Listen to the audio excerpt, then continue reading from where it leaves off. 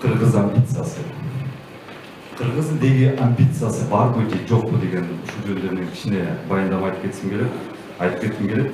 Себеп дегенде ар бир адамдын өзүнүн бир амбициясы болот да. Мисалы мен министр болом, депутат болом, же мен бизнесмен болом, же келечекте президент болом деп кичине баштан баладан баштап амбициясы болот. Ошого карата алага умтулат да жетет. Эгер амбициясы болбосо ал бир ошол эле мындай айтканда социалдык өлкөгө астында катмарда калат да, жөнөкөй жумушчу болот же бирдей болот. Ошондой эле компанияны алсак, алардын ар бир компаниянын амбициясы болот. Мисалы мен табылды бирдей болуучу эгембердик менен иштешип калдым, ошонун бир чоң амбициясы болчу. Мен дүйнө жүзүнүн шоуро ичирем деген да.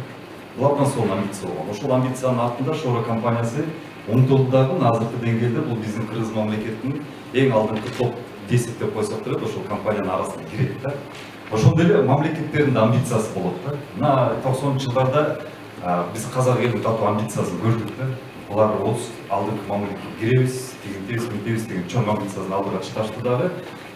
90 жана 2000 жылдарды 20 жыл бою Орто Азиянын ичинде казак мамлекети мындай айтканда бир лидер болуп келди да. Анын артынан биз баарыбыз ээрчип келдик. Азыркы күнгө чейин биз мисалы мамлекетибиз балким кээ бир жерге ээрчип атабыз. Ошондой эле азыркы учурда мына акыркы 5 жылда биз өзбек амбициясын көрдүк. Эми бул жерден балким баарыңыздар да өзүңүздөр көрүп атасыздар. Өзбек амбициясы чыкты дагы. Азыркы учурда мына Орто Азиянын ичинде лидер катары Өзбекстан келди. Казакстан 2-нчи орунга чыкты.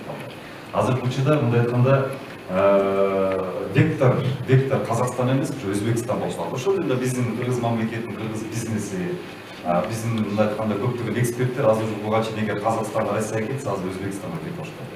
Көптөгөн бизнестер Өзбекстанга кетип баштады. Анткени ал жерде условиялар ошондой эле башка нерселер көп да. Бирок адан тышкары ошондой эле экинчи тармагын карасак, мисалы мамлекеттин күчтүүлүгүн эмне көрсөтөт? Эки эле нерсени көрсөтөт. Бул экономика жана арыз. Ошол эки көрсөткүч Өзбекстанда бар.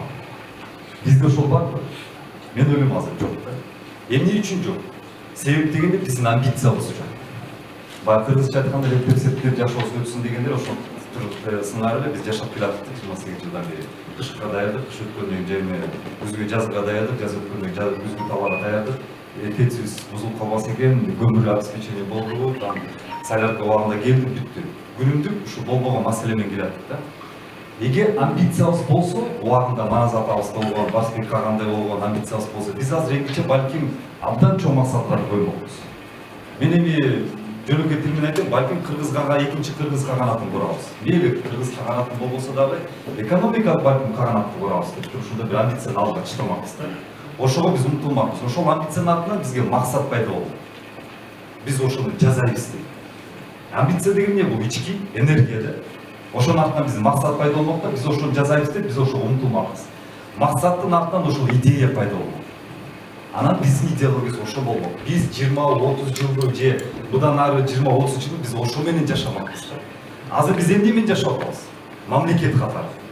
Ким жооп бере алат? Мен ойлойм, күнүмдүк жашоо менен жашап атабыз да. Ошол эле өзбек мамлекетти карасаңар, булардын азыр амбициясы абдан көрү менен ошо менен гана деңгээлде азыр жүрүп атабыз да. Анан мен бул жерден өтө кубандым. Жаңы жүздөрүнө чогулуп жатыптыр. Азыркы учурда биздин мамлекетибиз парламент эмес, өкмөт эмес. Менин жеке оюм бул биздин президентибиз.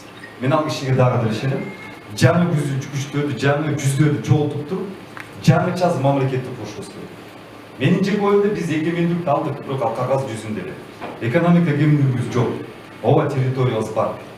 Бирок азыркы учурда күчтүү мамлекетти курганда биз абдан жетиштүү да. Бирок тилекке каршы эскилер менен кура албайбыз.